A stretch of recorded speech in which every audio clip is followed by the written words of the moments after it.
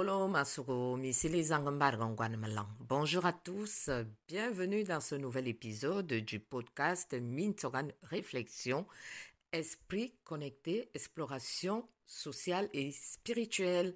De quoi allons-nous parler aujourd'hui? On écoute, à bientôt. Connaissez-vous le programme d'initiation à la langue Ewondo pour débutants et faux débutants?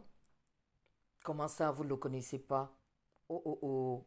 Il va falloir vous rattraper, hein, très très vite même, hein, parce qu'il débute à la rentrée de 2025 et le nombre de places est limité et les inscriptions auront lieu jusqu'à fin avril. Donc, dépêchez-vous. Bon, un peu d'humour, ça ne fait pas de mal, hein.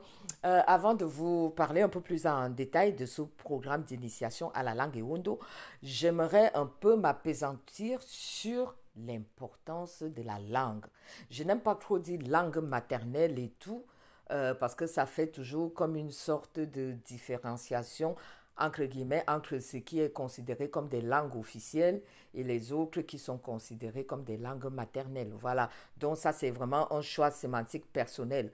Donc, avant de vous parler de ce programme d'initiation à la langue Ewondo, comme je disais, j'aimerais un peu m'arrêter sur l'importance de la langue pour chaque individu. L'importance de la langue.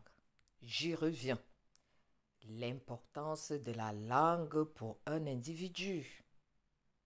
Et ça renvoie une fois de plus à une de mes thématiques de prédilection qui est la construction des imaginaires.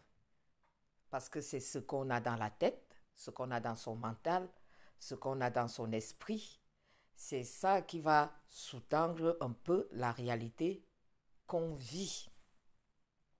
L'importance des langues. Pour ceux qui s'intéressent à ces problématiques, ou même pour ceux qui ne s'y intéressent pas, hein, notamment en ce qui concerne l'Afrique, le problème est de plus en plus prégnant, à savoir quasiment une lente mais inexorable disparition des langues.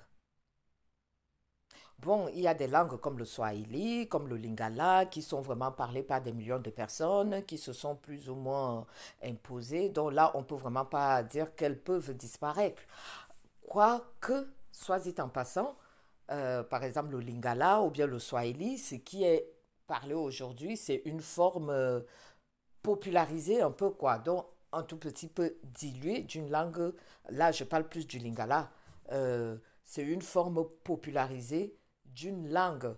Mais, et c'est pour ça certaines personnes vont vous dire que il y a ceux qui parlent le lingala populaire, qui est, on va dire, une sorte de lingala simplifié, et il y aura ceux qui vont vraiment parler le lingala soutenu. Mais en dehors de ce genre de langue, vous allez voir, parce que l'Afrique compte énormément de langues, et vous allez voir que certaines autres qui n'ont pas encore, qui n'ont pas eu la chance d'atteindre ce niveau-là, sont petit à petit en train de disparaître. Pourquoi? Parce que de plus en plus, en Afrique, ou bien dans les diasporas africaines, pour X ou Y raison, on s'exprime de moins en moins en langue. Alors qu'une langue, en fait, les langues sont vivantes. Pour que les langues restent vivantes, il faut qu'elles soient pratiquées. Il faut qu'on s'exprime dans ces langues-là. Une langue qui a de moins en moins de locuteurs, petit à petit, elle va disparaître. Et ce n'est pas pour rien que pour les sociétés ou bien les pays qui savent l'importance des langues font tout pour que la langue reste vivante.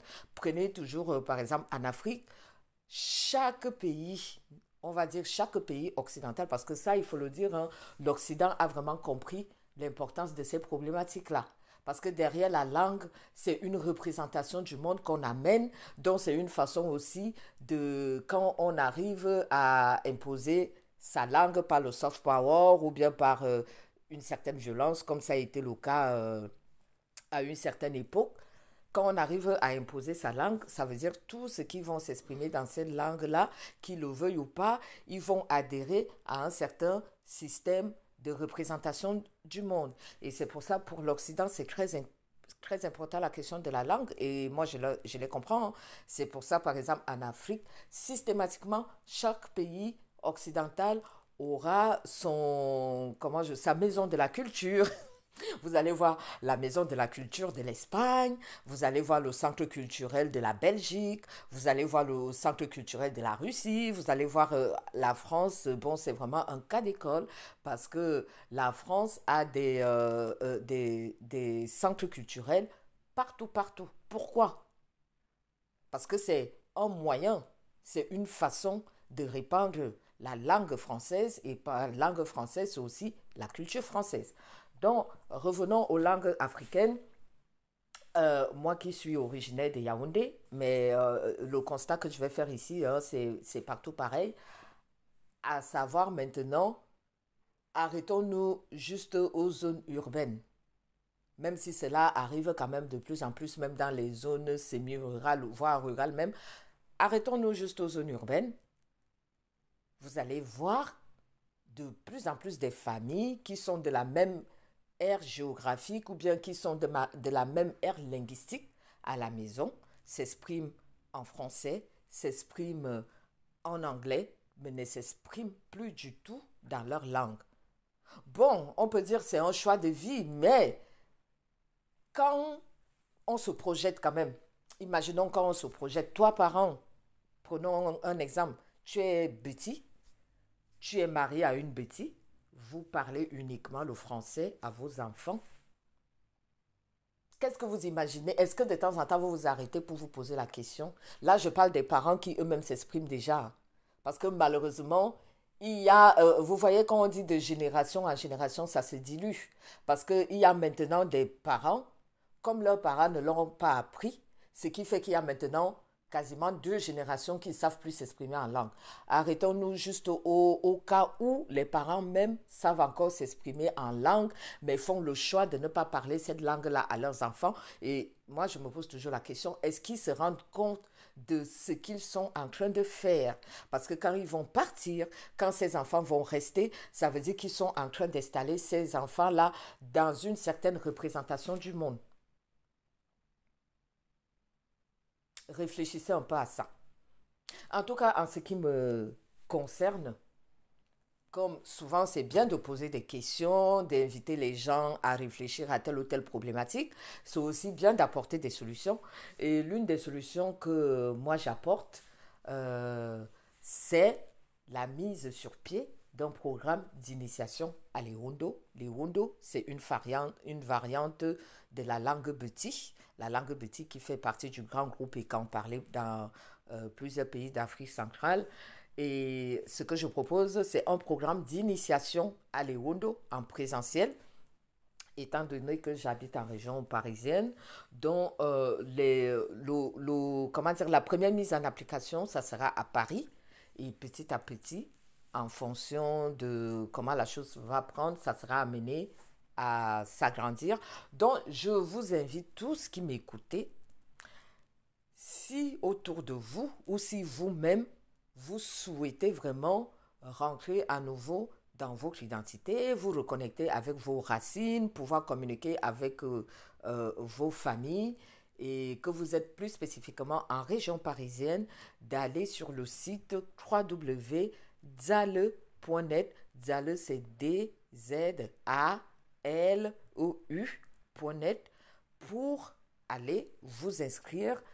Dépêchez-vous parce que c'est pour un nombre de places limité, parce que ça sera en présentiel, ce n'est pas en distanciel, ça sera vraiment en présentiel dans une salle de cours et la première session va démarrer à la rentrée 2025 et les inscriptions vont s'arrêter au mois fin avril. Les inscriptions sont toujours en cours et s'arrêtent fin avril. Donc, si vous êtes intéressé pour vous-même, si cette question de connaître sa langue, de pouvoir à nouveau se reconnecter à ses racines vous parle, si autour de vous, parce que peut-être que vous vous exprimez bien, tant mieux, mais si autour de vous, vous connaissez des personnes de cette ère culturelle-là qui sont intéressées par ce besoin de retourner dans sa langue, parler-leur de cette initiative, de ce programme d'apprentissage de l'Irundo que j'ai conçu, que j'ai mis en place. Et c'est moi-même, Misili Zangambarga, certifiée en ingénierie culturelle, c'est moi-même qui l'animerai. Je travaille sur cette question des langues à travers le site zalo.net depuis 2018, donc on va dire ça fait plus de 7 ans que je travaille dessus. Voilà, je vous redonne le lien du site www.zale.net ou alors www.zale.com. C'est le même site. Et si vous voulez plus d'informations, vous pouvez aller sur mon blog misilizanga.com. Voilà. C'est fini pour l'épisode d'aujourd'hui. Merci de l'avoir écouté. Et pour les articles, n'oubliez pas, c'est sur le blog misilizanga.com. Et pour le contenu en Irundo, une seule adresse, TikTok, Zale Media. Au prochain épisode. Bye bye.